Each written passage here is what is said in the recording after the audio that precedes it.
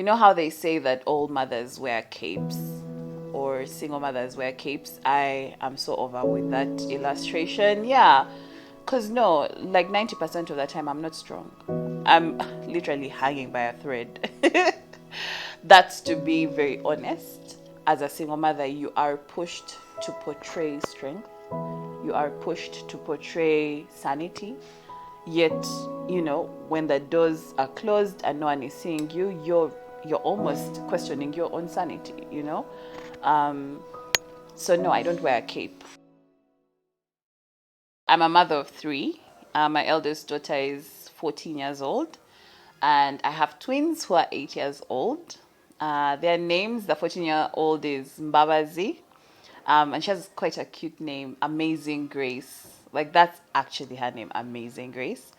And then the boy twin is called Tunji, and the girl is Giga. Yeah, and they're my life, they're my heart, they're my everything. On the other side, apart, me being a mother, that's the main thing, but I'm also an activist, fired up feminist. I do a lot of campaigning work. Right now, I'm working with an international network of women funds. Yeah, so my day-to-day work is working with women and girls and queer people and trans.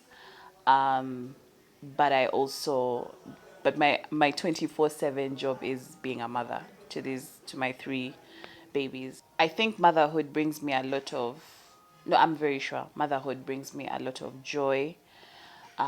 It has pushed me to the deepest crevices of like darkness. But it has also been my best teacher. And I know this sounds cliche. A lot of mothers say this. It grounds me, but it also humbles me a lot. A lot of my friends, when they introduce me, it actually used to act me out a little bit when they would be like, "Oh, meet Martha. She's a single mom," and I'm like, "Why does that have to define me?" But then I'm starting to come to terms with it.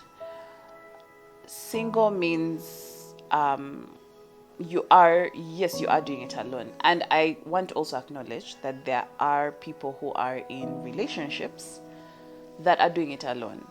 But again, that's not for me to name what that is. But for me, I'm the solo parent, I'm the caregiver. Yes, I do have a support system, but in essence, I don't have anyone else that's co-parenting with me. You know how they say that all mothers wear capes or single mothers wear capes? I am so over with that illustration. Yeah. Because no, like 90% of the time, I'm not strong. I'm literally hanging by a thread. That's to be very honest. Although, as a single mother, you are pushed to portray strength, you are pushed to portray sanity. Yet, when the doors are closed and no one is seeing you, you're almost questioning your own sanity. So no, I don't wear a cape. I'm very, and I'm not strong. I'm vulnerable. I struggle. Um, but I acknowledge that every single day is a day to make amends with myself. Most importantly, so that I'm the best mother that I can be to my children. I had my daughter in my first year of university. Young girl, falling in love with, a guy, and it didn't work out. And at one point, I can say this and I'll say it, I was battling. Do I want to keep the pregnancy or do I want to, get rid of it? But the choice was difficult for me, but I'm glad that I took the choice to keep my child. And that relationship ended. So this is where I thank my parents, my dad who's deceased and my mom who's alive. They stepped in and, co-parented with me from a distance. Then I was in Canada, they were here, we figured it out.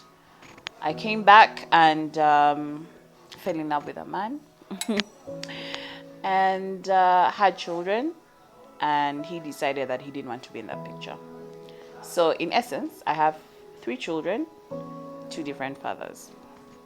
So for me, my story is very different from a lot of single mothers, but also it gives me a lot of joy that in I at both instances, the choice lay with me to keep the pregnancy or to do away with it. So, and I always tell people that the 2 times that I've been pregnant, I've always been alone. So I figure it out on my own, raise my kids on my own. Yeah, so for me, it's I don't know what it means to have a partner who's there, present, doesn't work out. You know, they just chose not to be in my children's lives, and for the best. I mean, for sometimes it I get to the point where I'm like, I need to take matters into my own hands and ask these people to come into the lives of their children. But again, these are people that are of conscious mind. They're sane. They're adults. So it's a choice they made not to be in their children's lives. So my journey it's quite unique. Now, in that sense, as a single mother, especially my friends who are in my intimate circle, they kind of feel like I have taken refuge in being a single mother. Like, that's what I know, that's who I am, and maybe in the future I'll meet someone, but that again does not define my destiny with my motherhood journey. But yeah, I remember when at one point when I was really struggling as a single mother, I mean, people are like, you chose to have these children, you chose to. Yes, I did. And I can't go back on it. But again, maybe these trials that I'm going through are going to make sense at one point in time. Yeah, so I feel like single motherhood, it's not a badge of honor, by the way. People feel like when you introduce yourself, oh yeah, I'm a single mother, or someone else, they're like, wow, that's so cool. No, it's not cool. It's not a badge of honor. It's not, but it's I think each day that passes by is deserving of its praise, of its honor, and it's cumulative. And there are times that I'm not going to be the best mother. So many times I know I've not been the best mother I can be to my children. But again, it's making the conscious effort to make it work. Yeah, but anyway, the spectrum of single motherhood is so wide that everyone's story is so unique, so different, and I thrive listening to people's stories, people's motherhood journeys, especially as single parents. Culturally, traditionally, for my first pregnancy, my parents were mad. They were like, how did you go get yourself pregnant, you know? So I was battling. It wasn't so much about me not being the best mother that I could be, but I felt disappointed that I had disappointed my parents.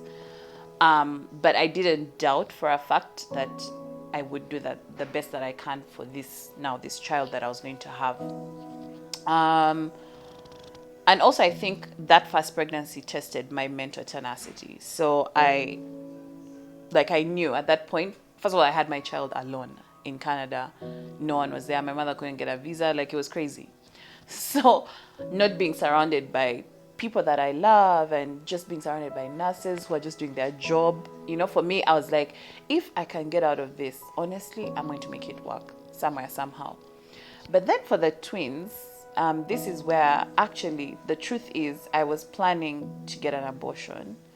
But when I went for for my ultrasound, the guy's like, there's no way, this pregnancy is much bigger than it is, you know?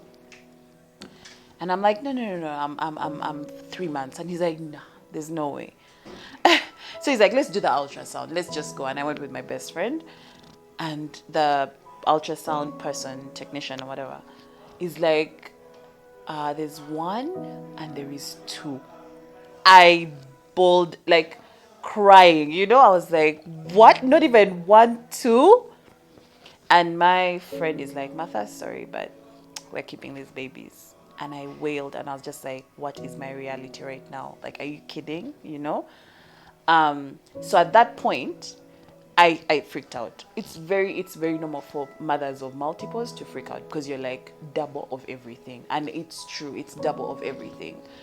It's not even about the material things. It's just double the frustration, double the pain, double. It's just a lot. But I was also worried about, am I going to get through this pregnancy? Again, my parents were, sort of like disappointed because I had chosen not to go ahead with the relationship. So it was, yeah, so all that. And now trying to figure out how am I going to make it. I've just got into the workforce. I'm earning such a meager salary. There's no way that I'm going to make ends meet. So it's a whole myriad of issues and fears. And also just to say that these fears don't go. It's like every day there's a new fear. There's a new set of fears. I have a 14-year-old daughter. I'm just like, my God, I'm so scared about when she becomes sexually active. Like, is she going to make the right choices, other choices? And then also I feel like I'm a liberal mom. I'm just like, carve out your journey. But again, and which is counter what I was raised in a very conservative family. So it's a lot of, I saw somewhere on Instagram how it's breaking generational. Like, I feel like my role as a single mother is to break those stereotypes around single motherhood, being an African single mother, from a Christian background. Like, it's just layers and layers of discrimination, but also just labels that I have to live through. Yeah, so I think, but then each time that I had that child, each time I came out of the hospital, new person. Like, I'm just like, I've done this. Like, are you kidding? Like, I've done this. So I feel like I am my own like cheerleader. I always rely on myself because I'm also aware that could be the difference between me having a job or not me having a job. Or, although when it comes to dating, that's different. I like already everyone know anyways that I'm a single mother, and it's just one of those non-negotiables. You're either with me or you're not with me, and you don't get to pick and choose what you want to deal with, which also makes the dating world complex, and quite, yeah, it's complex, challenging, very isolating, very lonely. But again, I'm taking my time. Like, I'm not rushing because I feel like, yes, my children are my heart and soul. And ideally, I'm just hoping I find someone who's a companion, a partner, and whatever. Yeah. Two instances. I remember when the twins were in nursery school, top class, they told them to draw their family. And at that point in time, I was living with my mother. So they drew me, their grandmother, cat, and dog. And then the guy opens that gate. So everyone is looking at the family like, look at this family. So they were like, Tunji was like, but mommy, me, I don't have a daddy. And I was telling my friends that I don't have a daddy. And it just took me aback. I was like, imagine that. And then it also goes back to schooling, nuclear family. Like, excuse me, who's the head of the family? Father. Who drives? Father. Who does this? It's all these gender stereotypes that are literally shoved down our children's throats. And so you're already challenging that. In your home, you're doing a different thing, but in school, they're being taught a different set of, knowledge. Then, with my daughter, they asked her, but for you, like, if my daughter is in Gaza, it's either your grandmother that's bringing you to school or your mother. You don't have a dad? And she's like, yeah, I don't have a dad. What happened to your dad? He has another family. Because she's older, so she's able to unpack that and tell me and come and tell me. But like my daughter Giga, she struggles. There are times where she's like, yeah, so and so's dad came to pick her up, or and you feel like there is a sense of lack. There's a sense of I'm not like the other children. And that for me is a battle, because then I have to do my best to allow her unlearn, all these things. So it's, I don't know, it's a bit of it's a challenge, it's an ongoing challenge. And I think that for me is my biggest struggle. Like my children being in school and being faced with all these challenges and me not being able to counter them a lot of times. And now even they're older, they'll probably hold back and be like, maybe mom will be sad if we bring this up. Yeah, so it's an ongoing challenge, and there's no textbook, there's no book that has written on how do you challenge. I feel like it's, you create the solution in your daily struggle as a mother, or in your daily journey as a mother. And it's also having conversations. I'm open to having conversations with my children. I've told them, I'm like, your fathers have different families, and they know it. And that's it. That's the end of the yeah, end of the story kind of thing. Yeah, we talk about our challenges on a daily basis, but and also, this is again the power of social media. Like, you're able to see different people's stories and relate. But also, I know that community is nurtured. So I for one look out to know other single mothers or other mothers that are doing it alone, and I'm hoping that I can keep interacting with people like that, who can be able to make me feel like, be my rock, be my sense of understanding when things don't make sense. A lot of times it sounds very cliche, but we'll cry ourselves to bed. Like, we're like, what do we do? Like, how are we going to manage this? For some, I know it's also acknowledging my privilege, by the way, as a mother. So I am able to put food on that table. What about those that can't put food on that table? What about those that have to wait for, support from their significant others, or their non-significant others, or the fathers of their, or the partners of their, the parents of their children? So it's constantly trying to have conversations with yourself, and I do that a lot. Yeah. So for me, yes, there's community outside, but also the sense of community is nurtured within me. Yeah.